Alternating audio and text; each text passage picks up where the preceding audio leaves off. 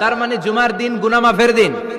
সারা সপ্তাহে ভুল ত্রুটি অন্যায় যা করলাম জুমার নামাজের বদৌলতে সব গুনাহ মাফ করে দেয় কে? এই দামি দিনটাকে আল্লাহ ইহুদিদের দিতে চেয়েছিলেন, পায় নাই। আলহামদুলিল্লাহ কইবেন না? ইখতিলাফু, তারা ইখতিলাফ করে হারাইছে এটা।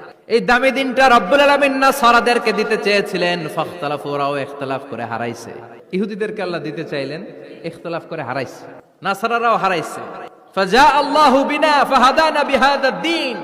রব্বুল আলামিন এই দিনটা আমাদেরকে দিলেন, আমরা ইখতিলাফ করি নাই, বিশ্বনবীর হাতে হাত রেখে ঐক্য করে ঘোষণা দিয়েছি জুমার দিন আমাদের সাপ্তাহিক দিন। সুবহানাল্লাহ। বিশ্বনবী বলেন ফাগাদান লিল ইয়াহুদ, সাপ্তাহিক আনন্দের দিন ইহুদিদের জন্য হচ্ছে শনিবার, ইয়ামুস সাbt, ও বাদা গাদ লিন নাসারা, আর খ্রিস্টানদের জন্য হচ্ছে রবিবার, আর আমাদের জন্য হচ্ছে শুক্রবার। চিল্লায় পড়েন আল্লাহু আকবার। তার মানে জুমার দিন, জুমাবারের মর্যাদা বেশি না কম?